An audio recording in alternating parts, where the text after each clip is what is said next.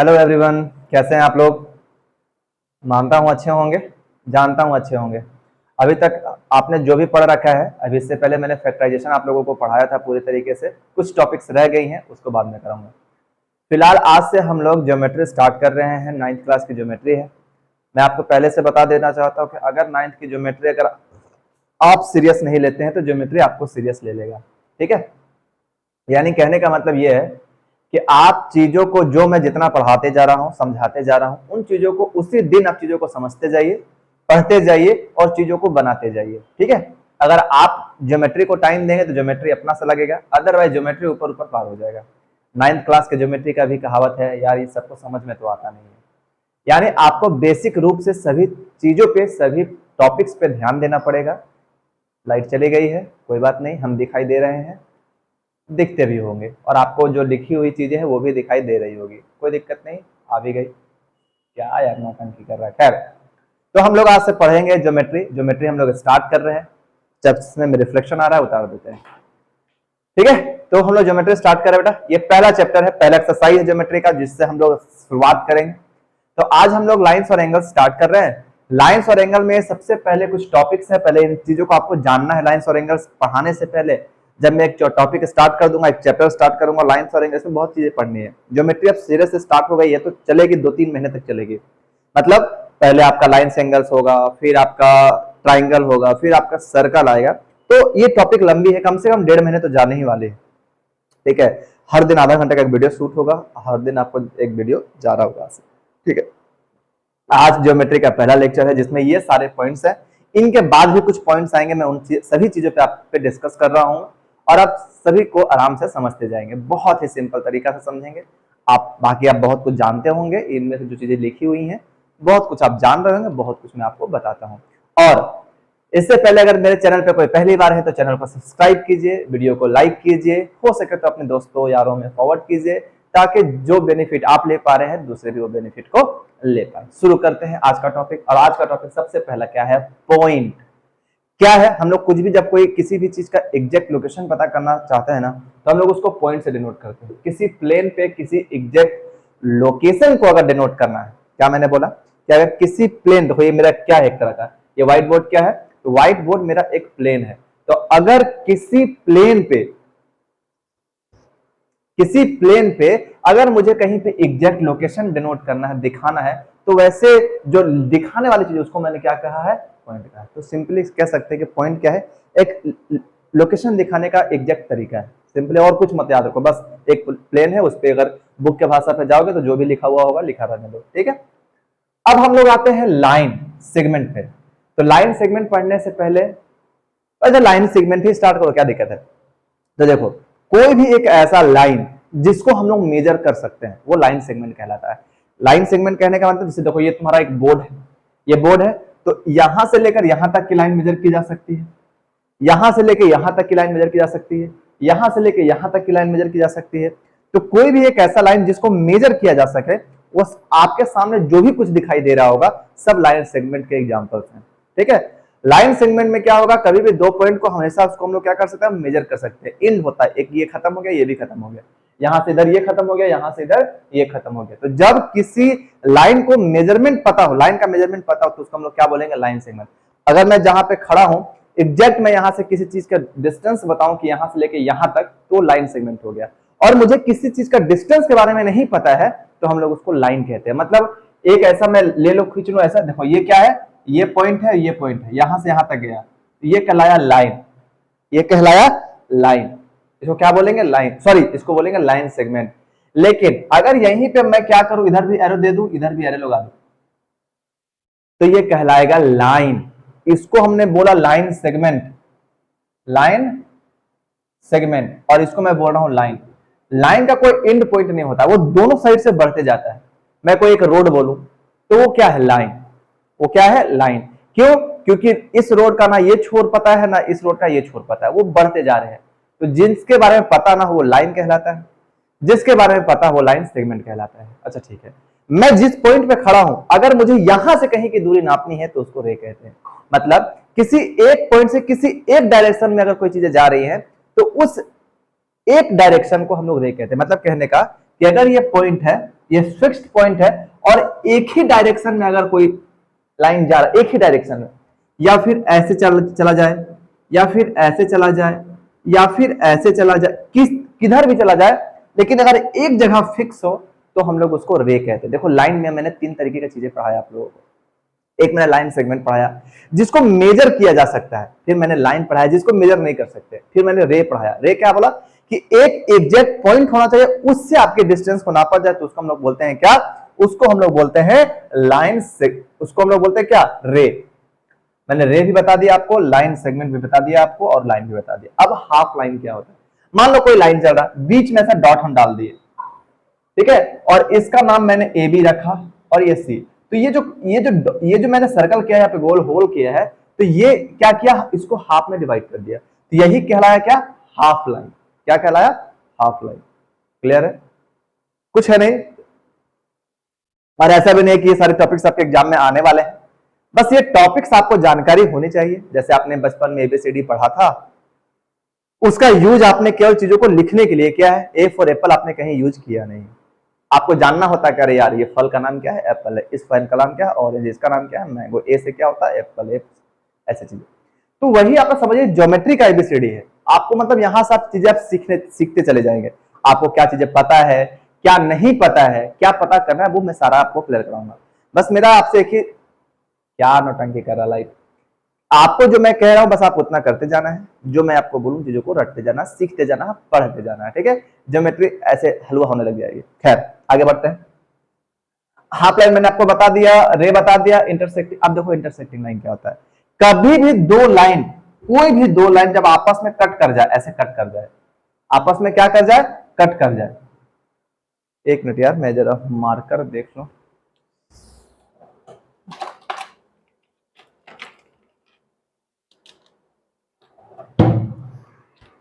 क्या बोला मैंने कि ऐसे कोई लाइन जो दो लाइन ऐसा हो जो कट करे, उसको हम लोग बोलेंगे इंटरसेक्टिंग लाइन। कभी भी दो लाइन जब आपस में कट करते हैं तो उस कटे हुए लाइन को हम लोग क्या कर सकते हैं, कह सकते हैं इंटरसेक्टिंग लाइन। क्या बोलते हैं, इंटरसेक्टिंग लाइन। और जिस पॉइंट पे कटता है बेटा, जिस पॉइंट पे कटता है उसको बोलते हैं इंटरसेक्टिंग पॉइंट। फिर बोला ना मैंने कि मैंने इस पॉइंट को क्या क्या दिखाया, देखो यहां कट रहा है, वही मैंने पॉइंट के बारे में बताया था कि जब आप एग्जैक्ट किसी चीज को पता करते हैं, देखो ये वाला चीज यहाँ पे है, कोई मैप दिखा रहे हैं आप, बोले देखो ये जो पॉइंट है, ये वाला ये इंडिया है, ये वाला क्या है बिहार, ये क्या है अरवल, ये क्या है जहानाबाद, ये क्या है झारखंड, ये क्या है रांची। तो ऐसे जब एग्जैक्ट पॉइंट दिखाते हैं कहीं पे तो उसी को पॉइंट कहते हैं। तो मैंने क्या कहा कि जब कोई दो लाइन आपस में कट होती है तो उस कटे हुए लाइन को इंटरसेक्टिंग लाइन कहते हैं, और ये जो पॉइंट है इस पॉइंट को इंटरसेक्शन पॉइंट कहते हैं। इंटरसेक्टिंग पॉइंट बोल लो या पॉइंट ऑफ इंटरसेक्शन बोल लो, जो तुमको बोलना है बोल सकते हो। ये भी हो गया, हाफ लाइन भी हो गया, इंटरसेक्टिंग लाइन भी हो गया। अब आपको जानना है कोलिनियर पॉइंट्स। कोलिनियर पॉइंट्स क्या होता है, वैसे पॉइंट्स, वैसे कोलिनियर पॉइंट्स, वैसे पॉइंट जो किसी एक लाइन पे सारे पॉइंट्स लाई करते हैं,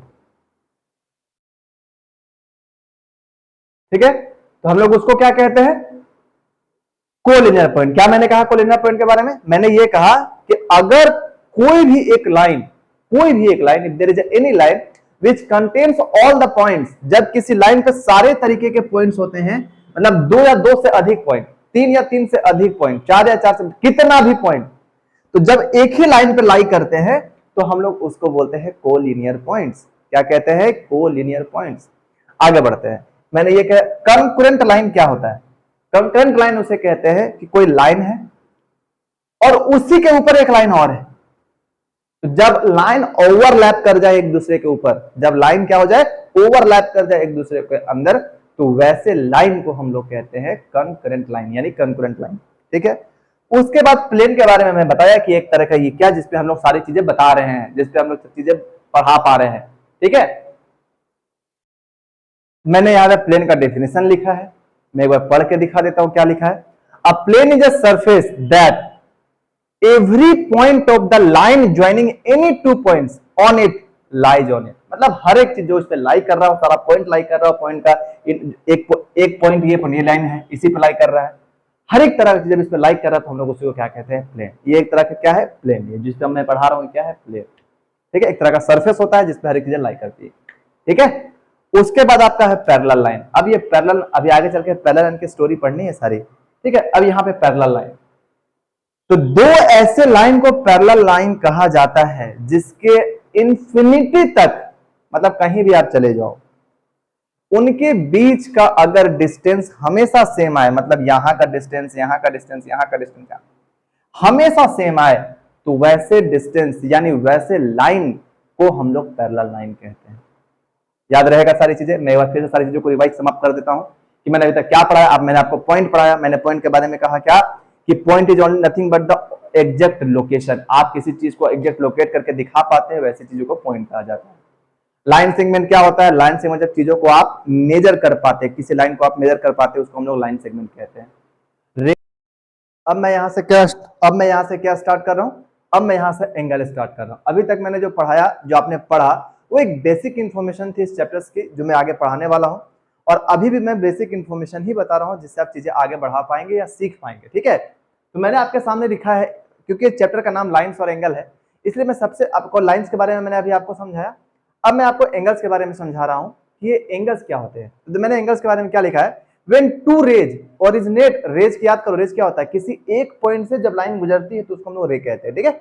When two rays originate from the same end point, मतलब एक ही एंड पॉइंट से दो रेज अलग अलग जगह पे गुजर रही है, then angle is formed। मतलब कह रहा है कि एक पॉइंट है, यहां से एक ऐसे रे गया, एक ऐसे गया, तो ये जो बना है ना, इसी को हम लोग क्या कहते हैं? एंगल कहते हैं। दूसरी बात, ये जो एंगल बना है, इनको क्या कहा जाता है? ये कहलाते हैं आर्म्स। क्या कहलाते हैं? आर्म्स। भाई हाथ वाला आर्म्स कहते हैं, ठीक है। कह रहा है रे making an angle called the arms of the angle and the end point इसको, और इसको क्या कहते हैं? वर्टेक्स। इसको क्या कहते हैं? वर्टेक्स। माथा, शेष, जो भी बोलना है करो, मतलब ऊपरी बिंदु, याद रहेगा। कह रहा है क्या कि जब भी कभी दो पॉइंट, मतलब सॉरी एक पॉइंट से, एक एंड पॉइंट से बोल लो, एक स्टार्टिंग पॉइंट से बोल लो, कुछ भी बोलो, जिससे दो अलग डायरेक्शन में रेज निकलती हैं, कहीं भी, मतलब ऐसे भी निकल सकते, यहां निकलने तो नहीं बना, क्या बन गया? तो जब भी दो रेज निकलती है सिंपली, तो उनसे जो चीजें बनती है, जो बीच का जो बीच वाला बनता है, उसी बीच वाले चीज को हम लोग क्या नाम दिए हुए हैं? एंगल नाम दिए। और उनसे जो चीजें बनी है, उनको मैंने क्या कहा है? ये आर्म्स कहलाते हैं। ये क्या कहलाते हैं? आर्म्स कहलाते हैं। अब हम लोगों को इनमें, इस एंगल में कुछ एंगल्स के बारे में पढ़ना है, जैसे obtuse angle, right angle, acute angle, reflex angle. अभी क्या चीजें पढ़ना है, आइए हम लोग उस चीज को देखते हैं। अभी जो मैं आपको एंगल्स पढ़ा रहा था, उस एंगल में ये कुछ चीजें हैं जिनके बारे में आपको जानना है। सबसे पहला क्या है? Acute angle. एक्यूट एंगल किसे कहते हैं? कोई भी एक ऐसा एंगल जो 0 डिग्री से बड़ा हो, क्या हो? जो 0 डिग्री से क्या हो? बड़ा हो, लेकिन लेस देन किसका हो? 90 डिग्री।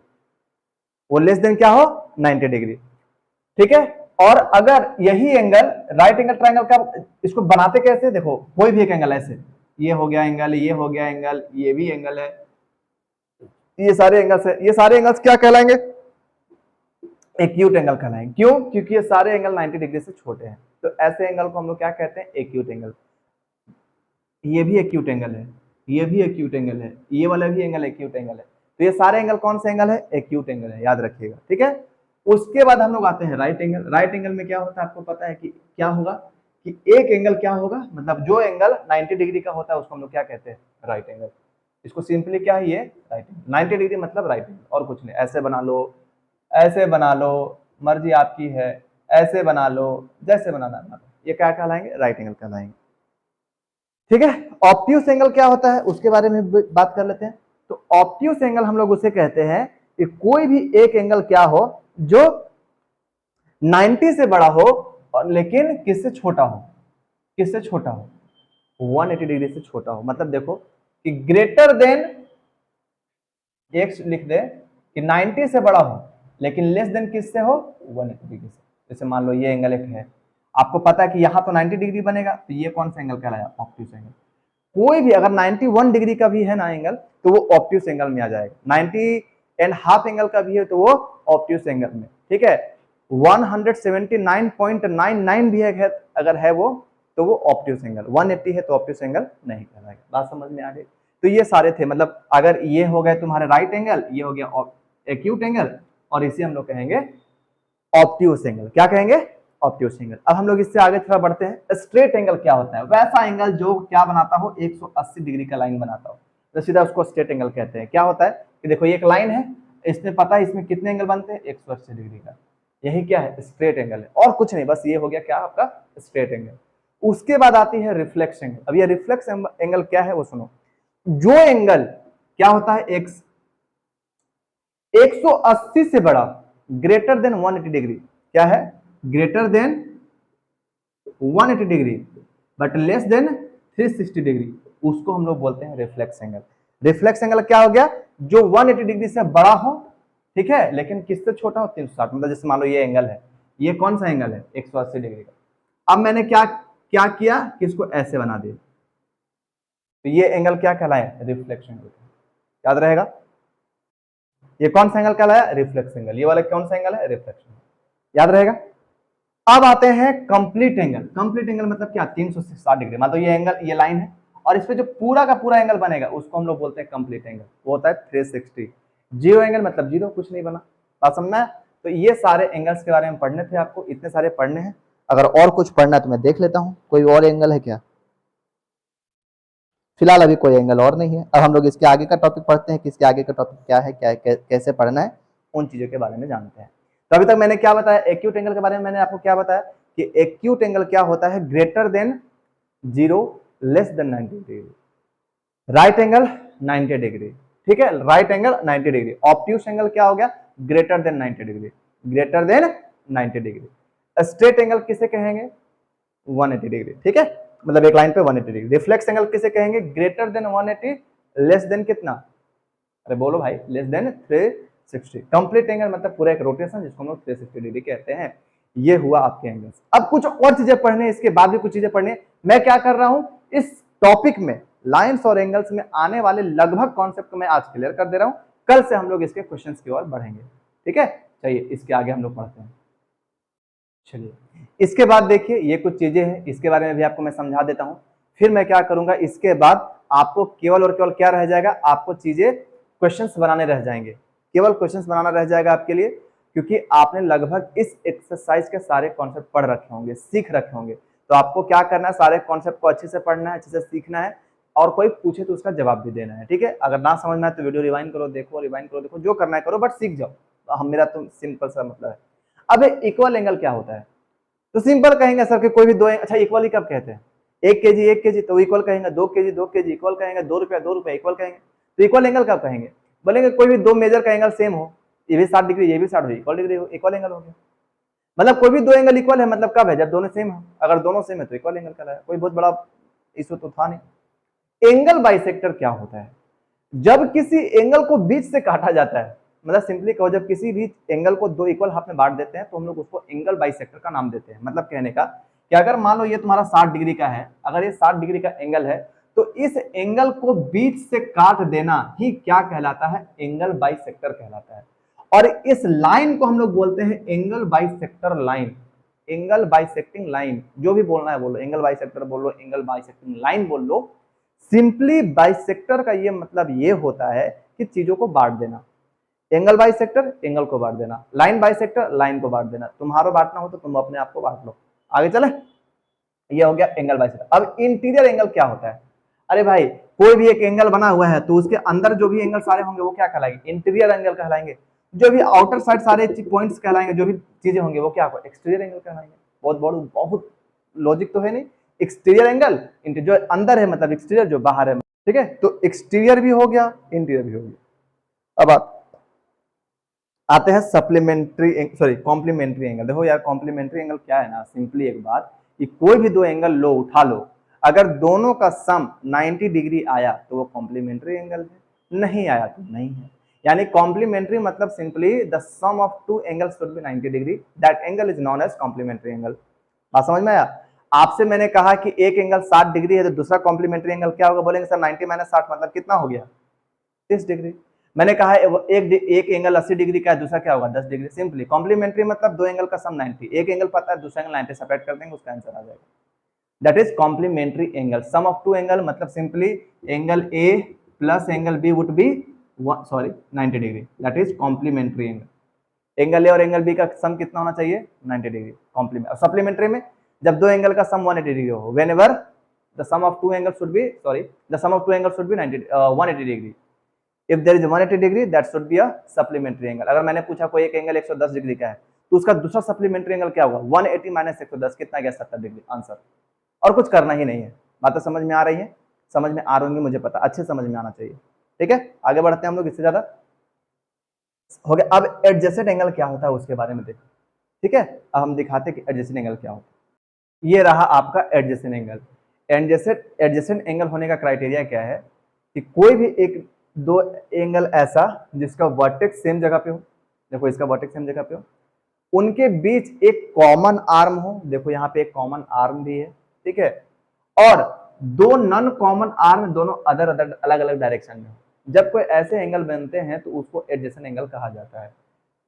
कॉमन आर्म ये रहा, सेम वर्टेक्स ये रहा, और नन कॉमन आर्म ये, और ये नन कॉमन आर्म है on either side of the common arm. इस कॉमन आर्म के आइदर साइड, एक उधर और एक इधर, तो जो ऐसे तरीके से जो एंगल बनते हैं उन एंगल को ही हम लोग एडजेसेंट एंगल कहते हैं।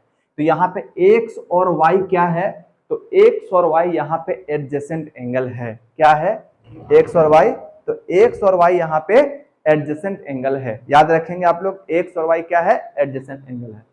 अब हम लोग बात करते हैं linear pair of angle. Simply क्या कहना है कि कोई भी एक लाइन है, उस लाइन पे लीनियर पेयर कब बनता है, जब जो भी नंबर्स दिए गए हैं, जो भी एंगल्स दिए गए हैं, उन सारे एंगल का सम अगर क्या हो जाए, 180 डिग्री हो जाए, 180 डिग्री हो जाए, तो हम लोग उसको कहते हैं लीनियर पेयर ऑफ एंगल।